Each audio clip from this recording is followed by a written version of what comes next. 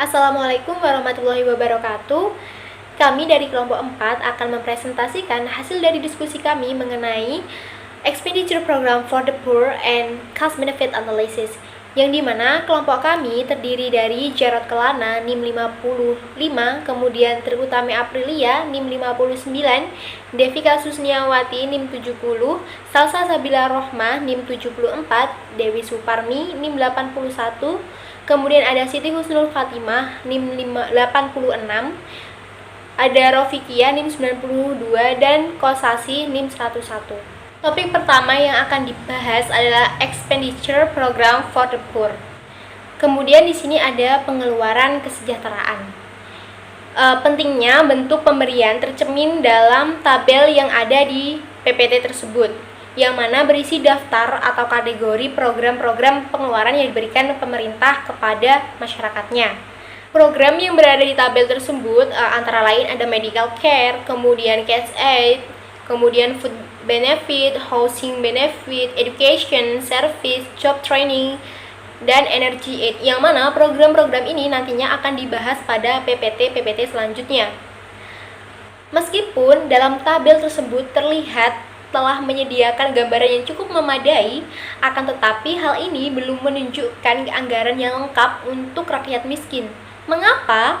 Nah, karena hal ini disebabkan oleh beberapa program yang tidak secara eksplisit terdistribusi, yang mana dibagikan kembali dengan jumlah yang dipertimbangkan untuk rakyat miskin. Program pengeluaran pertama yang diberikan pemerintah adalah TANF atau Temporary Assistance for Needy Families. Dari tahun 1985 sampai dengan 1996, program bantuan tunai pemerintahan Amerika yang utama diperuntukkan untuk keluarga dengan tanggungan anak. Program ini dikelola oleh pemerintahan pusat dan juga pemerintahan negara bagian, yang mana di setiap negara menentukan tingkat manfaat dan standar kelayakannya sendiri dan hanya tunduk kepada pedoman yang federal. Pada tahun 1966 ini, AFDC atau program dengan tanggungan anak tersebut digantikan oleh gerakan rekonsiliasi, tanggung jawab pribadi, dan peluang kerja. Undang-undang ini menciptakan program kesejahteraan baru yang mana disebut dengan TANF atau bantuan sementara untuk keluarga miskin. Kemudian di slide ini menjelaskan mengenai komponen utama dari Temporary Assistance for Needy Family atau bantuan untuk keluarga yang miskin. Komponen ini ada 5. Yang pertama adalah tidak memiliki hak. Di bawah AFDC sebelumnya itu siapapun yang berpenghasilan di bawah tingkat tertentu dan memenuhi kondisi tertentu lainnya berhak atas manfaat tunai tanpa batas waktu. Sedangkan di TANF dibedakan, yakni TANF menekankan bahwa manfaat tunai sekarang hanya tersedia untuk sementara. Kemudian yang kedua adalah batas waktu. Secara umum, individu tidak dapat menerima tunjangan tunai selama lebih dari 5 tahun, dan negara dapat menetapkan batas waktu yang lebih pendek atau lebih panjang jika mereka mau. Yang ketiga adalah persyaratan kerja. Amerika akan menghadapi hukuman fiskal jika setidaknya 50% janda dan juga 90% keluarga dengan 2 orang tua ini tidak memiliki pekerjaan atau tidak disiapkan mengenai program persiapan pekerjaan. Komponen yang keempat adalah blok hibah untuk negara. Dalam AFDC tidak ada batas tetap pada pengeluaran pemerintahan pusat. Sedangkan di bawah TANF, setiap negara diberikan hibah untuk membiayai pengeluaran kesejahteraan oleh pemerintahan pusat. Kemudian yang kelima dari komponen utama TANF adalah tingkat pengurangan manfaat. Sebagai konsekuensi kekuasaan untuk mengontrol struktur program kesejahteraan mereka, negara-negara dapat memutuskan berapa banyak untuk manfaat yang akan dicabut ketika penerima kesejahteraan mendapatkan penghasilan. Kemudian di sini ada biaya pendapatan dan intensif kerja. Pertanyaan mengenai bagaimana TANF mempengaruhi keputusan penerima kerja akan dijelaskan pada slide selanjutnya. Penjelasan mengenai the basic trade-off atau pengorbanan dasar. Jika kita sarikan dari kompleksitas banyaknya aturan dari TANF, kita dapat mengkategorikan kebijakan negara dalam 2 variabel. Yang pertama, hibah dasar bahwa individu menerima jika dia tidak bekerja. Yang kedua, tingkat di mana hibah berkurang saat penerima mendapatkan uang.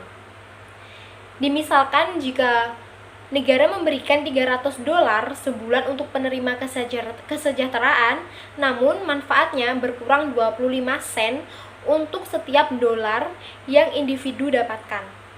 Kemudian G ini adalah 300 dan T adalah 0,25. Jika seorang mendapatkan $500, maka keuntungannya akan dikurangi dengan $125. Sehingga 0,25 dikalikan dengan $500. Sisa yang diterima dengan hibah sebesar $175. Dengan total pendapatannya nantinya adalah $675. Pendapatan penerima menjadi cukup tinggi bahwa ia tidak lagi menerima kesejahteraan yang sangat tinggi.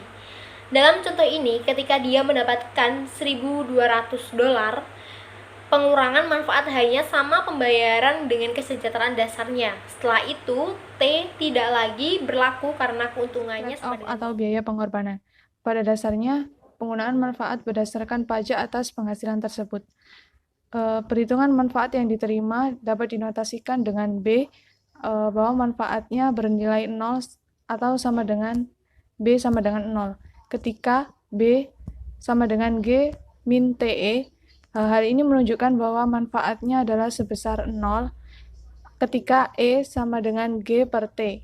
Ataupun untuk level E yang lebih besar, di mana B merupakan manfaat yang diterima, G sama dengan hibah, T sama dengan tarif pajak, dan E tingkat pendapatan. Sehingga terdapat dua persamaan. Yang pertama yakni B sama dengan G min TE yang menunjukkan adanya biaya program yang diberikan. Hibah dasar yang telah diberikan tersebut menjadi tarif pajak, di mana sistem intensif kerja yang baik akan memberikan sedikit uang bagi mereka yang tidak bekerja secara produktif. Persamaan 2, di mana E sama dengan G per T, adanya hibah dasar yang diberikan semakin rendah pula tingkat pajaknya, sehingga dapat berdampak terhadap tingginya tingkat pendapatan. Akan tetapi, semakin tinggi pendapatan seseorang akan berpengaruh terhadap tingkat kesejahteraan yang juga dapat meningkatkan biaya sistem. Analisis intensif pekerja. Dalam sebuah analisis dari pilihan individu di antara waktu luang dan pendapatan, sehingga akan berguna untuk mempengaruhi keputusan penawaran tenaga kerja. Berdasarkan kurva 1.1, menjelaskan adanya hubungan antara pendapatan per bulan yang dinotasikan dengan D dan juga jumlah waktu luang atau T. Dimisalkan, ketika seseorang pekerja itu menjadi sumber pendapatan di keluarganya, maka penghasilannya sama dengan 0. Opsi 0 pekerja dan pendapatan 0 diwakili oleh adanya notasi T. Ketika pekerja tersebut memilih untuk bekerja selama 1 jam dalam 1 hari, maka akan terjadi kombinasi antara pendapatan dan juga jumlah waktu luang tersebut, sehingga waktu luangnya akan menjadi berkurang, akan tetapi pendapatannya juga lebih dominan berkurang, sehingga kurvanya akan berslope positif ke kanan. Selanjutnya, ketika pekerja tersebut memilih untuk bekerja selama 2 jam dalam 1 hari, sehingga dapat disimpulkan pendapatannya akan menaik, akan tetapi jumlah untuk beristirahat akan menjadi lebih berkurang, sehingga kurvanya akan bernilai negatif. Pada kurva 1.2 menjelaskan adanya penggunaan batas anggaran atau TD. Dengan adanya asumsi bahwa waktu luang dan pendapatan diwakili oleh kurva indifferent normal yang cenderung cembung. Pada kurva tersebut dibagi menjadi 3 bagian, yaitu bagian I1, I2, dan juga I3. Pada titik EI, di mana pekerja tersebut akan mencurahkan waktunya untuk bersantai dan bekerja dengan notasi FT, serta menjaga pendapatannya sebesar notasi OG. Untuk memenuhi syarat TANF, negara tersebut mendapatkan hibah dasar sebesar $100 per bulannya, dengan tarif pajak implisit sebesar 25%. Bagaimana TANF mengubah batasan anggarannya? Pada kurva 1.3 menjelaskan adanya kesejahteraan merge bekerja sebesar FT per jam, dan di mana dia akan mendapatkan pendapatan sebesar .OG yang dihadapkan pada satu pilihan atau sama dengan di mana tidak ada tenaga kerja yang disuplai dan merge menerima sebesar 100 US dollar dari ongkos pengiriman tersebut. Jika merge bekerja 1 jam, maka dia akan menerima gaji dari majikannya, sehingga hibahnya berkurang 1/4 dari pendapatannya. Selain itu, masih tersisa 1/4 lagi dari pendapatannya.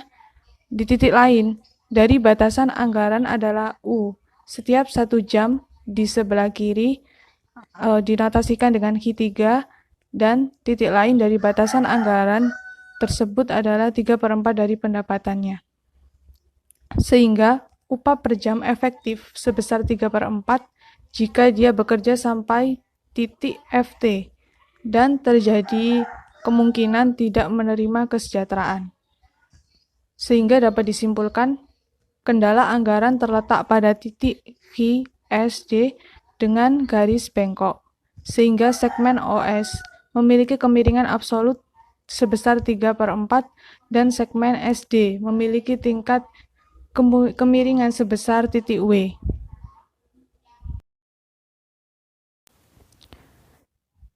Pada kurva 1.4 menjelaskan merge akan bekerja lebih sedikit daripada jam di titik KT yang berbeda dengan jam di titik FT sebelumnya. Pada beberapa negara bagian, pada dasarnya memberlakukan adanya tarif pajak sebesar 100% atas pendapatan penerima kesejahteraan. Oleh karena itu, pentingnya untuk menganalisis anggaran intensif kerja tersebut. Misalkan, ketika March berkeinginan untuk bekerja selama 1 jam, maka dia akan mendapatkan upah dari majikannya. Dan akan tetapi secara bersamaan kesejahteraan March juga akan berkurang dengan jumlah yang sama. Pendapatan yang tetap sebesar 388 US dollar akan diwakili dengan notasi P, di mana terdapat 1 jam kerja dan total pendapatan sebesar 388 US dollar. Ini berlanjut hingga titik R, dan di luar titik R terjadi peningkatan jam kerja yang akan meningkatkan juga penghasilan sebesar titik SW.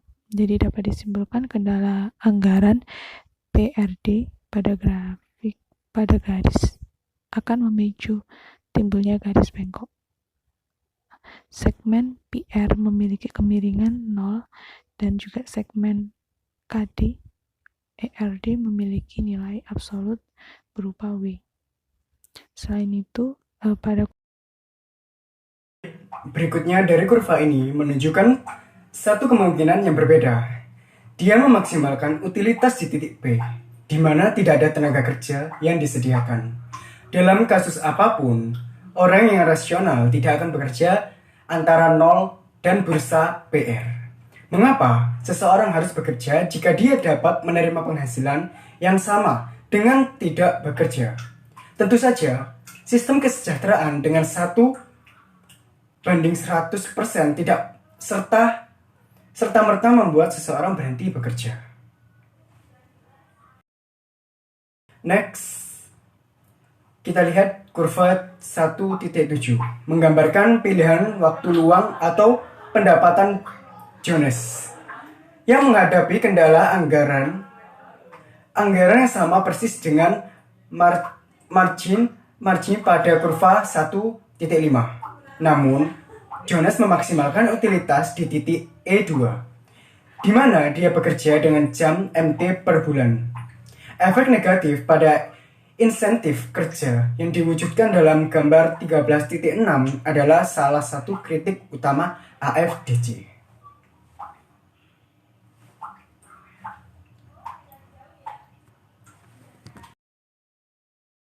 Baik, selanjutnya work requirements, persyaratan kerja. Analisisnya, asumsi selama ini bahwa penerima kesejahteraan dapat memilih jam kerjanya.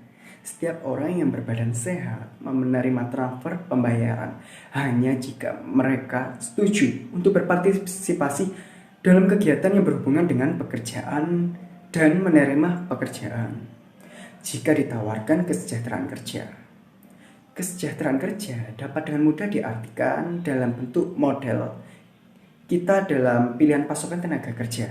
Kembali ke gambar 13.6 dan mengingat kembali bagaimana kita menunjukkan bahwa seseorang individu dibatasi tidak akan secara sukarela memilih setiap titik di sepanjang segmen RP.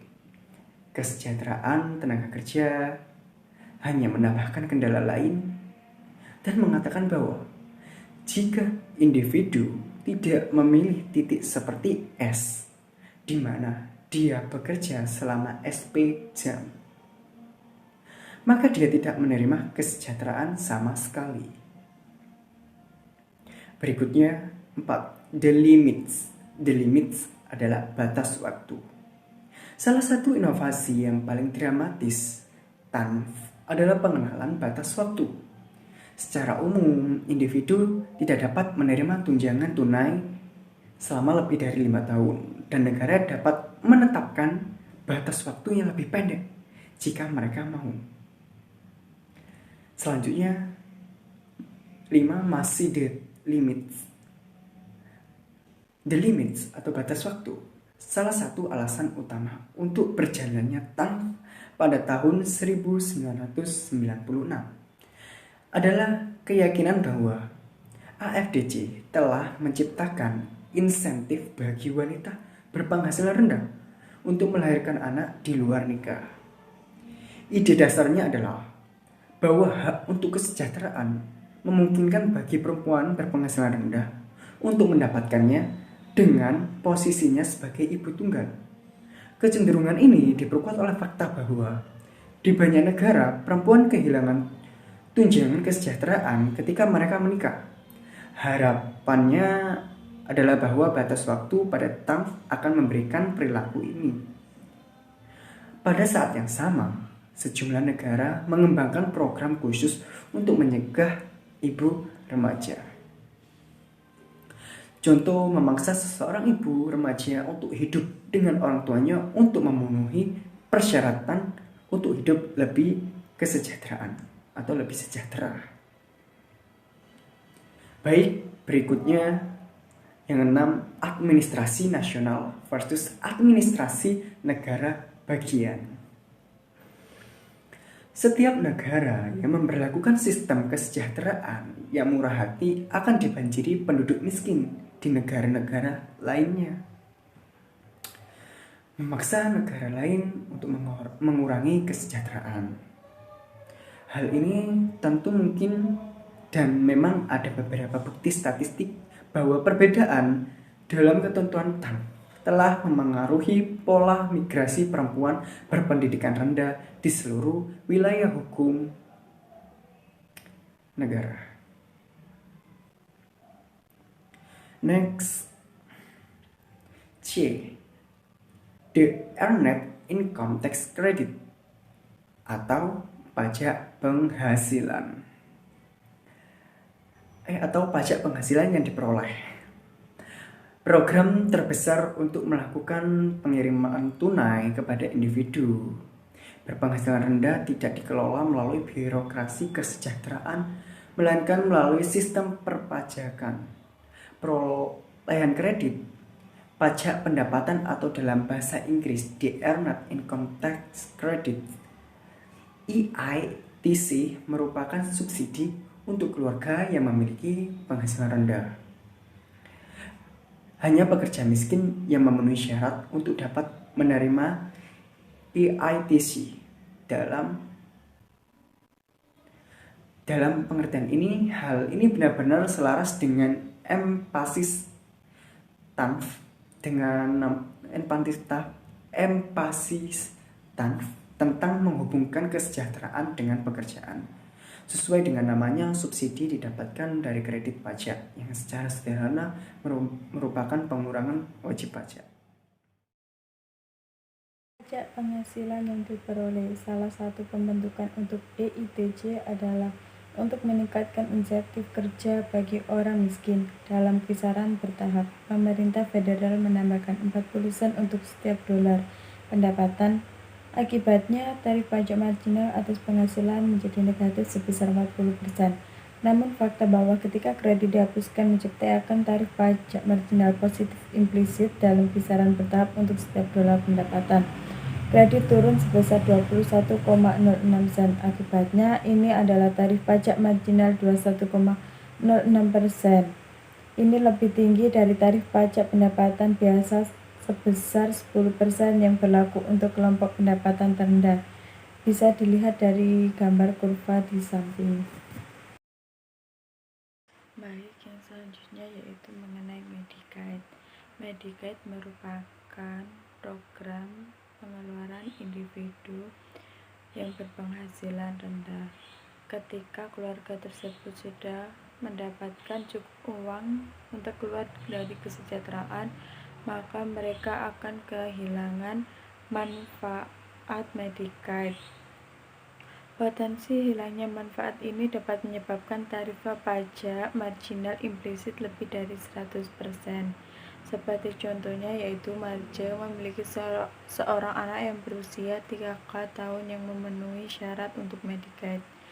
Dan nilai polis Medicaid untuk Marge adalah $1.000 per tahun. Asumsikan jika penghasilannya mencapai $Z. Anaknya kehilangan kelayakan untuk Medicaid dengan mengabaikan kesederhanaan setiap transfer yang diterima Marge atau pajak yang dia bayarkan. Bagaimana Medicaid mempengaruhi batasan anggarannya? Suatu poin pada batasan anggaran baru adalah tepat $1.000 di atas poin T. Pada jam kerja 0, dia memiliki pendapatan dalam bentuk $1.000. Ini diwakili oleh titik N. Pindah ke kiri dari N, pendapatan Marge meningkat dengan tingkat upahnya untuk setiap dolar yang dihasilkan. Medicaid tidak mengubah tingkat gajinya, jadi slope saat dia menjauh dari N sama dengan slope DT pada jam kerja XT. Min adalah Z. Pada titik ini, anaknya kehilangan kelayakan Medicaid dan sebagai akibatnya dia mengambil $1.000 darinya, yaitu dia berpindah dari R ke S. Saat dia bergerak ke kiri S, dia kembali menerima tingkat upahnya untuk setiap jam kerja dan bergerak di sepanjang segmen DS. Kurvanya dapat dilihat di gambar di Asuransi pengangguran. Tujuan dari program ini yaitu untuk mengganti pendapatan yang hilang karena pengangguran. Di dalam asuransi pengangguran ini terdapat yang pertama yaitu manfaat, yang kedua pembiayaan, dan yang ketiga yaitu efek. Untuk yang pertama, manfaat asuransi pengangguran. Manfaat dari asuransi pengangguran yaitu UI. Manfaatnya untuk UI pada pribadi federal pajak penghasilan, tetapi mereka tidak dikenakan pajak gaji dan jaminan sosial. Yang kedua yaitu pembiayaan asuransi pengangguran. Undang-Undang Federal menyatakan bahwa basis pajak UI mencakup setidaknya $7.000 pertama dari pendapatan tahunan setiap pekerja yang tercakup.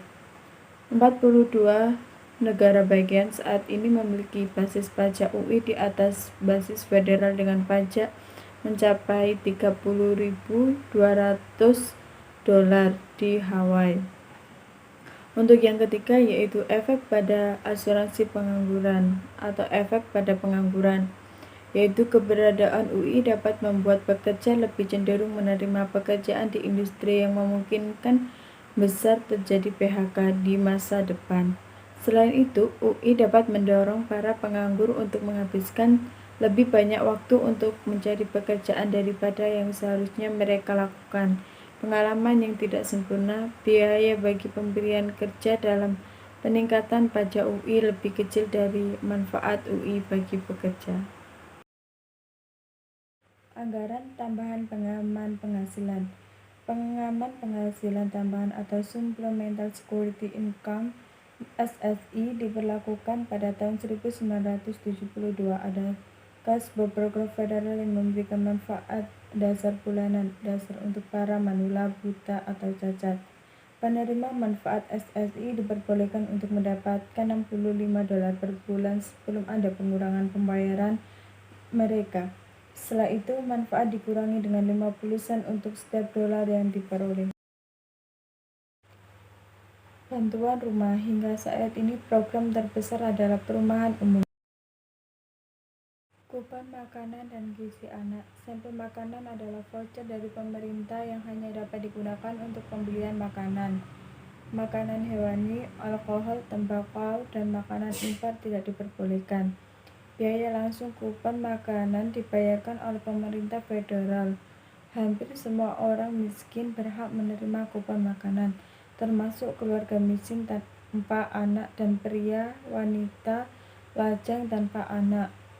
Jatah stempel makanan bulanan rumah tangga didasarkan pada ukuran dan pendapatannya. Pada tahun 2004, jatah kupon makanan bulanan rata-rata per rumah tangga adalah sekitar $200. Penjatahan dikurangi ketika pendapatan rumah tangga meningkat, tetapi pajak implisit untuk kupon makanan hanya 30 sen untuk dolar. Program untuk meningkatkan pendapatan ada dua. Yang pertama pendidikan, yang kedua tenaga kerjaan dan pelatihan kerja. Pendidikan. Pemerintah federal menyediakan dana untuk distrik sekolah individu untuk pendidikan kompensasi di SD dan tingkat menengah untuk siswa yang kurang beruntung. Yang paling terkenal contohnya adalah program kepala sekolah yang menyediakan prasekolah kegiatan untuk 4 dan 5 tahun. Anak-anak dari orang tua yang latar belakangnya kurang mampu. Ketenaga kerjaan dan pelatihan kerja. Tujuan dari program ini adalah bagi pemerintah memberikan kesempatan untuk mengembangkan keterampilan yang dapat didasarkan. Studi kasus pertama yang kami ambil berjudul Pengaruh Program Bantuan Pemerintah Terhadap Kesejahteraan Masyarakat Indonesia. Program pemerintah berupa bantuan tunai, jaminan kesehatan, dan literasi keuangan yang signifikan akan berpengaruh terhadap kesejahteraan masyarakat Indonesia. Terdapat beberapa hal yang menyebabkan program bantuan tunai kurang mampu meningkatkan kesejahteraan masyarakat dari status kemiskinannya. Pertama, dalam menyelenggarakan program bantuan tunai ini, pemerintah tidak fokus pada penanganan kemiskinan.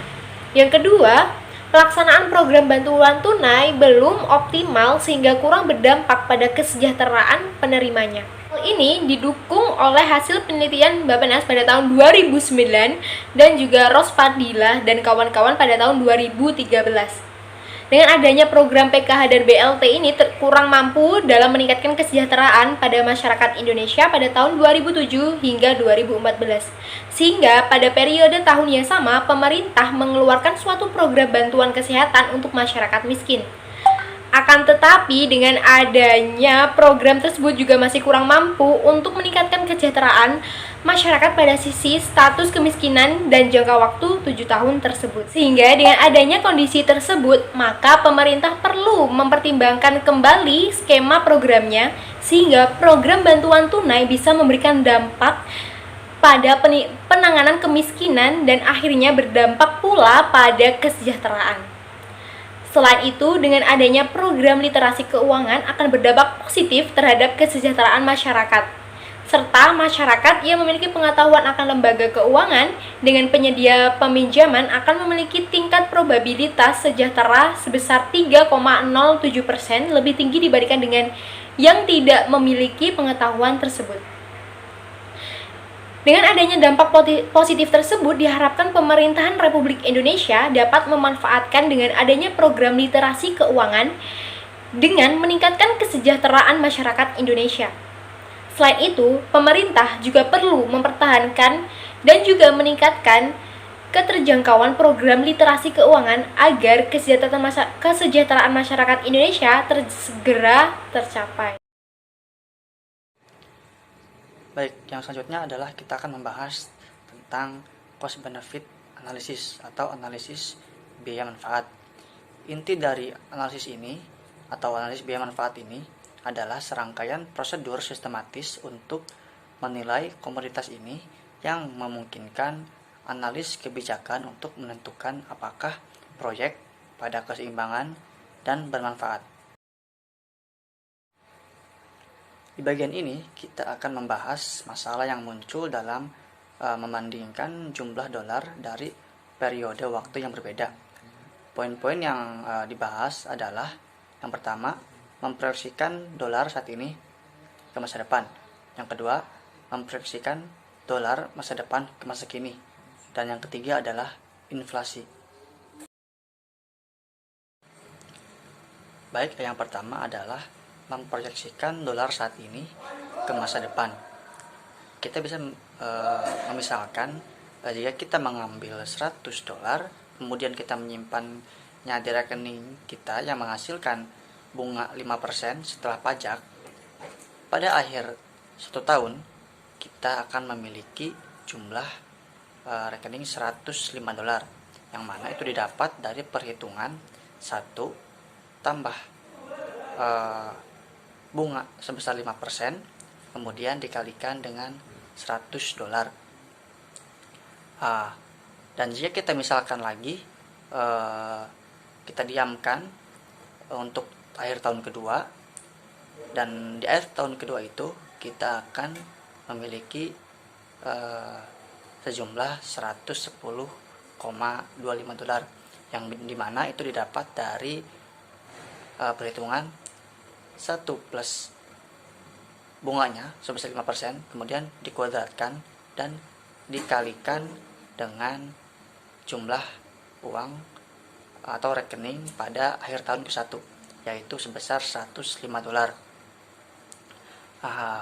Lebih umum, jika R dolar diinvestasikan selama bertahun-tahun atau T dengan suku bunga R, pada akhir tahun T itu akan bernilai R dolar dikalikan dengan 1 plus bunga.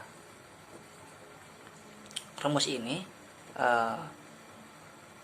menunjukkan nilai masa depan uang yang diinvestasikan di masa kini.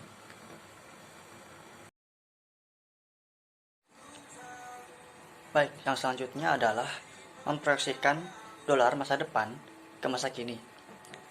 Untuk menghitungnya, kita bisa memisalkan sebuah pertimbangan proyek yang menghasilkan pengembalian 1 juta dolar 20 tahun dari sekarang. Jika suku bunga 5%, maka berapa nilai saat ini? Nah, untuk menghitung nilai saat ini bisa menggunakan persamaan 1 juta dolar dibagi 1 plus bunganya, yaitu 5%, kemudian dipangkatkan sesuai dengan estimasi tahunnya, yaitu 20 tahun. Maka nilai saat ini yang didapat adalah 376 sekian dolar.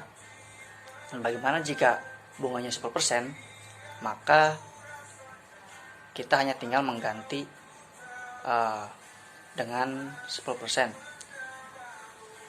yaitu 1 juta dolar dibagi 1 plus bunganya 10%, kemudian dipangkatkan 20, yang mana itu akan bernilai 148 sekian dolar. Baik, yang ketiga adalah inflasi. Ketika harga diperkirakan akan naik, pemberi pinjaman tidak lagi bersedia untuk melakukan pinjaman pada R suku bunga yang berlaku ketika harga stabil. Pemberi pinjaman menyadari bahwa mereka akan dibayar kembali dalam dolar yang terdepresiasi. Dan untuk menjaga bahkan secara real, pembayaran tahun pertama mereka juga harus digelembungkan oleh persamaan 1 plus P. Demikian pula, pembayaran tahun kedua harus digelembungkan oleh nilai 1 plus P kuadrat. Dengan kata lain, suku bunga pasar meningkat sebesar kurang lebih sama dengan tingkat inflasi yang diharapkan dari R persen menjadi R plus P persen. Baik, yang selanjutnya adalah evaluasi proyek sektor swasta. Misalkan sebuah perusahaan sedang mempertimbangkan dua proyek yang saling eksklusif, yaitu proyek X dan proyek Y. Untuk kedua proyek, manfaat dan biaya segera direalisasikan. Kemudian perusahaan harus menjawab dua pertanyaan. Yang pertama adalah, jika proyek dilakukan, apakah proyek-proyek itu dapat diterima? Sedangkan perusahaan memiliki opsi untuk tidak melakukan atau menerima proyek. Kedua, jika kedua proyek diterima, mana yang lebih disukai?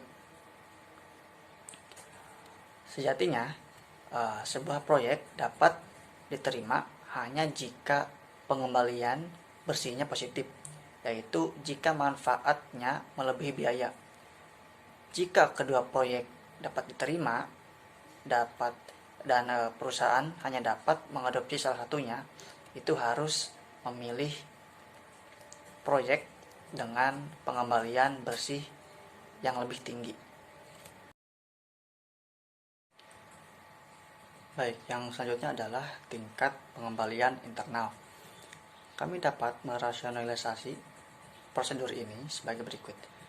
Jika proyek menghasilkan aliran manfaat atau B dan biaya atau C selama periode atau T, tingkat pengembalian internal atau P didefinisikan sebagai P yang membacakan persamaan berikut. Tingkat pengembalian internal adalah tingkat diskon yang akan membuat nilai proyek saat ini sama dengan 0. Kriteria penerimaan yang jelas adalah menerima proyek jika P melebihi biaya peluang dana perusahaan.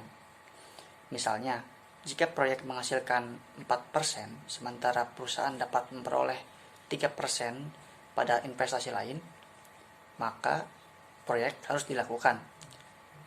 Kriteria perbandingan yang sesuai adalah bahwa jika dua proyek yang saling eksklusif, keduanya dapat diterima, pilih yang memiliki nilai P yang lebih besar. Sebenarnya untuk mencari nilai IRR ini atau internal rate return ini harus mencari nilai atau tingkat suku bunga yang dapat menguntungkan.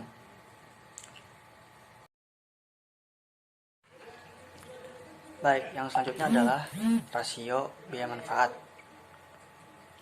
Rasio biaya manfaat ini didefinisikan sebagai B dibagi C, yang dimana B ini adalah manfaat dan C adalah biaya.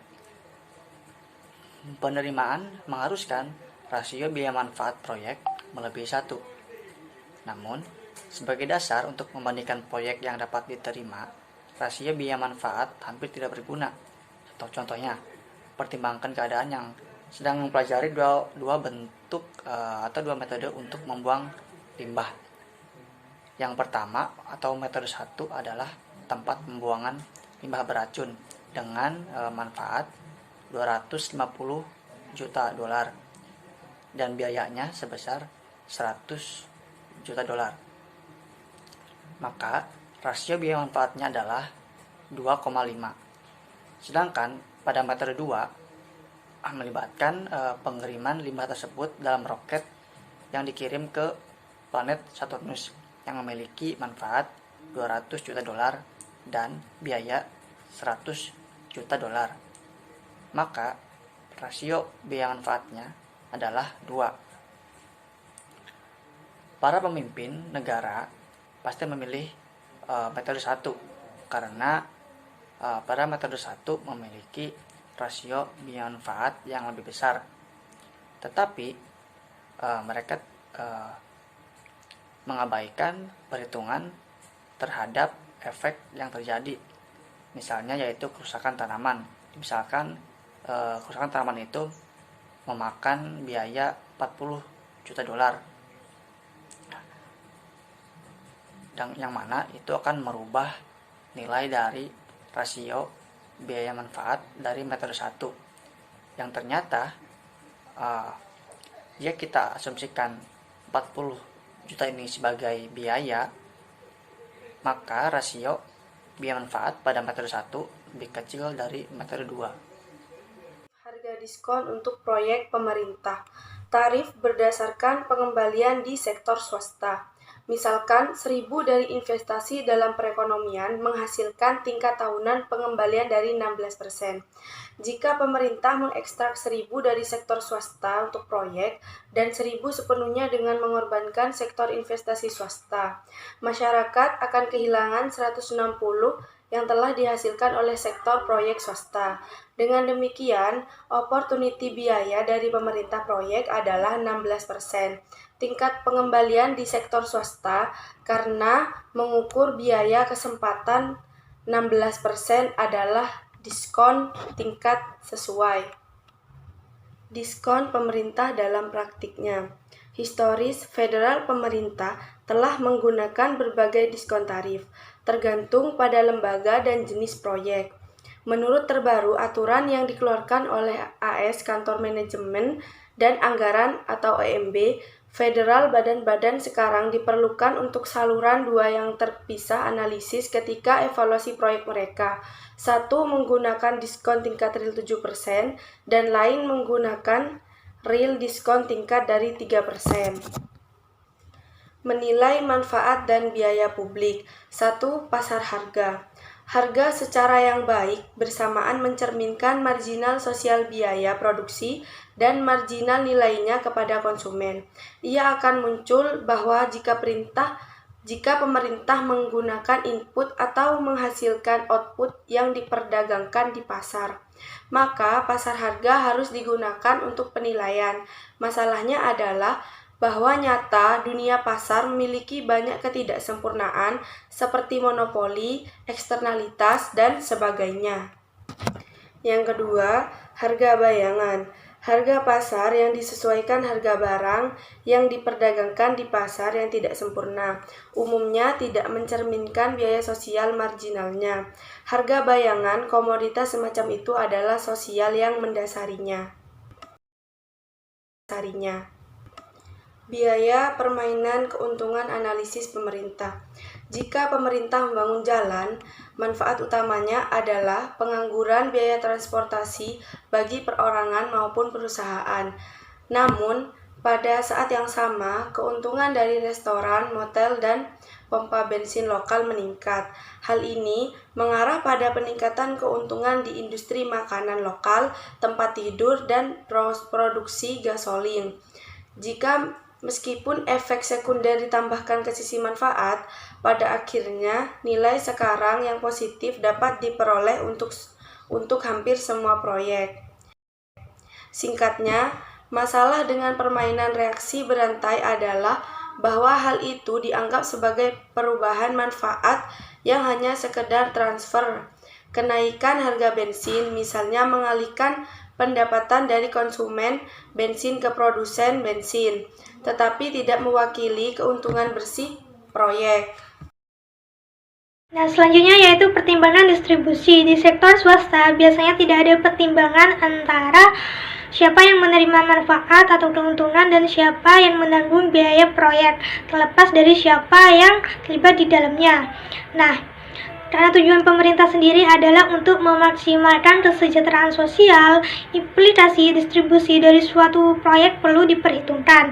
Nah, salah satu cara untuk menghindari masalah distribusi adalah dengan berasumsi bahwa pemerintah dapat mengoreksi aspek distribusi yang tidak diinginkan dari suatu proyek. Pemerintah harus bekerja untuk memastikan bahwa pendapatan tetap terdistribusi secara optimal, sehingga analisis biaya manfaat hanya perlu memperhatikan perhitungan nilai yang sekarang. Sekali lagi, kenyataannya itu ternyata tidak demikian. Pemerintah mungkin tidak memiliki kekuasaan atau kemampuan untuk mendistribusikan pendapatan secara optimal. Misalkan pembuat kebijakan percaya bahwa dalam beberapa kelompok dalam populasi layak mendapatkannya. Apakah $1 untuk orang miskin dihitung 2 kali lipat untuk orang kaya atau bahkan 50 kali lipat? Yang bisa dilakukan analis hanyalah membujuk pembuat kebijakan untuk menyatakan secara eksplisit nilainya. Nah, bahaya potensial dari pertimbangan distribusi adalah keprihatinan politik mungkin akan mendominasi dalam pelaksanaan manfaat biaya. Bergantung pada bagaimana bobot yang dipilih, proyek apapun yang dapat menghasilkan nilai sekarang yang positif, terlepas dari seberapa tidak efisiennya itu.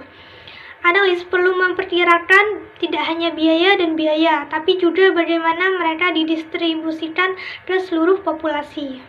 Nah, yang selanjutnya yaitu ketidakpastian. Misalkan dua proyek sedang dipertimbangkan, mereka memiliki biaya yang identik atau sama, dan mempengaruhi satu warga negara yang bernama Kylie. Proyek A menjamin keuntungan sebesar $1.000 dengan jaminan, dan proyek Y menghasilkan keuntungan sebesar $2.000 dengan probabilitas setengah. Proyek mana yang lebih disukai Kylie? Nah, perhatikan bahwa rata-rata proyek A dan proyek Y itu memiliki keuntungan yang sama. Hal ini karena keuntungan yang diharapkan dari proyek Y adalah sebesar $1.000. Namun demikian, jika Kylie sendiri itu menghindari resiko, dia lebih memilih proyek X daripada proyek Y. Ini karena proyek Y itu membuat Kylie mengambil resiko dengan probabilitas setengah tadi, sedangkan proyek X adalah hal yang pasti. Dengan kata lain, jika Kylie menghindari resiko, dia akan bersedia untuk memperdagangkan proyek Y dengan jumlah uang tertentu dan menyerahkan sebagian pendapatannya untuk mendapatkan keamanan, dan bersedia membayar untuk menghindari resiko dengan berbagai jenis asuransi. Intinya, lebih memilih situasi dengan ketidakpastian yang lebih kecil daripada situasi dengan ketidakpastian yang lebih besar. Nah, selanjutnya yaitu pengaplikasian. Apakah pengurangan ukuran kelas itu sepadan atau layak? Pengurangan ukuran kelas itu bertujuan untuk meningkatkan jumlah interaksi siswa dan guru dalam meningkatkan pembelajaran siswa. Kelas yang lebih kecil memberikan kesempatan bagi guru untuk terlibat dalam meningkatkan prestasi siswa.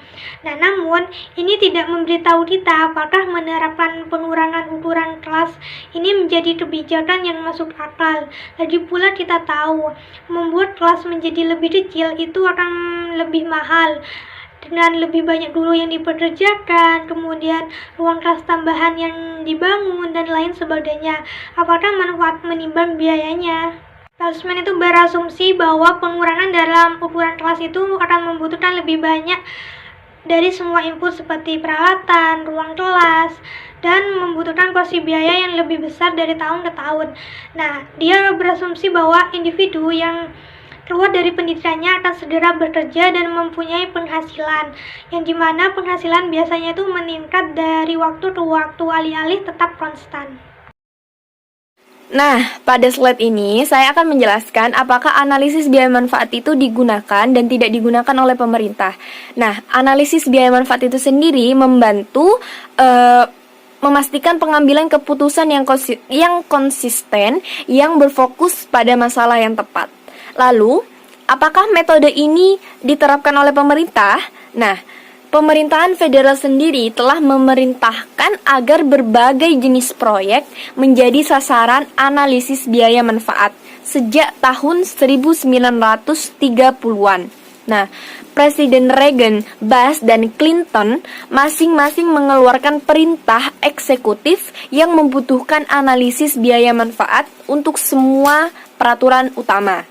Nah, namun tak sedikit dari pemerintah yang berusaha untuk mengabaikan dan memalsukan perintah tersebut. Lalu, mengapa analisis biaya manfaat tidak lebih berpengaruh pada gaya pengambilan keputusan pemerintah? Sebagian dari jawabannya terletak pada banyaknya kesulitan praktis dalam mengimplementasikan analisis biaya manfaat itu sendiri, terutama ketika tidak ada konsensus mengenai apa tujuan pemerintah. Selain itu, banyak birokrat yang tidak memiliki kemampuan atau temperamen untuk melakukan analisis, terutama jika menyangkut program mereka sendiri. Nah, meskipun analisis biaya manfaat merupakan alat yang tidak sempurna, namun ini adalah satu-satunya kerangka analisis yang tersedia untuk membuat keputusan yang konsisten.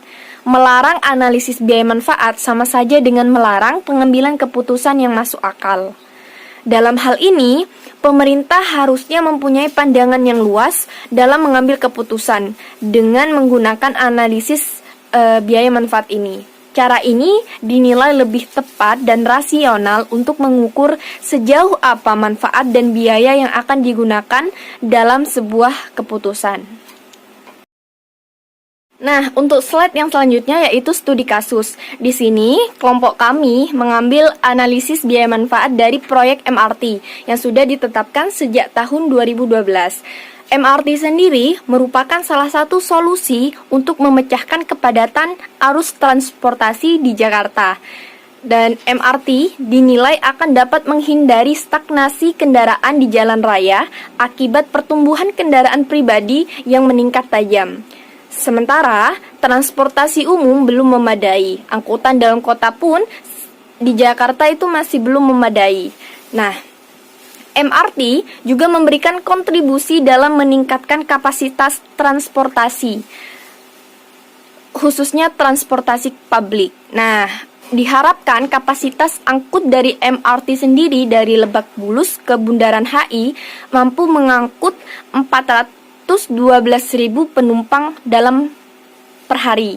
Nah, lalu apa saja analisis positif dari pembangunan MRT ini? Yang pertama yaitu penciptaan lapangan kerja. Selama periode konstruksi, proyek MRT Jakarta diharapkan dapat menciptakan sekitar 48.000 pekerjaan baru. Lalu, analisis yang kedua yaitu penurunan waktu tempuh dan meningkatkan mobilitas. Menurunnya waktu tempuh yang hanya ditempuh sekitar 30 menit dari Bundaran HI, dari Lebak Bulus sampai Bundaran HI, diharapkan mampu meningkatkan mobilitas penduduk yang akan berpengaruh terhadap pertumbuhan ekonomi Jakarta. Untuk dampak yang ketiga yaitu dampak lingkungan. 0,7% dari total emisi CO2 yaitu sekitar 93.663 ton per tahun akan dikurangi oleh MRT. Nah, data ini diambil dari data Revise Implementation Program for Jakarta MRT System pada tahun 2005, sehingga Jakarta dapat mengurangi polusi dan transportasi. Nah, untuk analisis positif yang keempat yaitu transit urban. Integration yang menjadikan sistem MRT sebagai pendorong untuk merestorisasi tata ruang kota. Nah, integrasi transit urban diharapkan dapat mendorong pertumbuhan ekonomi pada area sekitar stasiun sehingga dapat memberikan dampak langsung kepada jumlah penumpang MRT Jakarta. Akan tetapi, transportasi modern ini memiliki harga yang cukup tinggi, sehingga pemerintah harus mengupayakan dana dari Jepang, yaitu Japan Cooperation Agency atau Badan Kerjasama Internasional Jepang. Setoran modalnya itu dari Pemprov DKI sebesar 42% dari total pinjaman dari JICA dan pinjaman pemerintah pusat sebesar 58% dari total pinjaman yang diteruskan ke Pemprov DKI. Lalu oleh Pemprov DKI ke PT MRT, total dana yang dibutuhkan untuk proyek MRT pada tahap 1 itu sebesar 15 triliun. Dana pinjaman itu harus dikembalikan dengan bunga sebesar 0,2% dan 0,4% dengan jangka waktu pengembalian 30 tahun ditambah 10 tahun. Nah, analisis negatif yang terjadi dari proyek MRT ini adalah biaya yang tinggi. Biaya yang tinggi dari proses pembangunannya mengakibatkan tiket MRT itu dapat mencapai Rp38.000. Nah, nilai ini sangat tinggi. Jadi, pemerintah harus mengambil kebijakan dengan memberikan subsidi kepada para pengguna MRT sehingga tiketnya hanya mencapai Rp10.000 per penumpang. Dan untuk analisis yang kedua yaitu akan menimbulkan kemacetan baru di sepanjang jalan di bawah rel kereta api. Nah, pembangunan rel kereta api itu memakan jalan yang ada di bawahnya. Jadi, tiang-tiang yang dipasang di bawahnya itu akan memangkas jalan yang ada di bawahnya, sehingga kemacetan baru akan timbul karena adanya tiang-tiang dari pembangunan MRT itu. Dan untuk yang ketiga yaitu mematikan bisnis di kawasan Fatmawati. Nah, bisnis ini yang sudah ada sejak 20 tahun yang lalu, sehingga dengan adanya pembangunan ini akan mematikan bisnis yang sudah ada, begitu. Dan untuk analisis negatif yang keempat yaitu menciptakan kekumuhan baru di sepanjang bawah rel MRT. Jadi bukan hal baru lagi ya kalau misal di bawah rel kereta api itu dibangun rumah, dibangun tempat usaha. Jadi itu menambah kekumuhan di dalam proses pembangunan MRT ini. Nah, sekian video presentasi dari kelompok kami. Kurang lebihnya kami mohon maaf. Wassalamualaikum warahmatullahi wabarakatuh.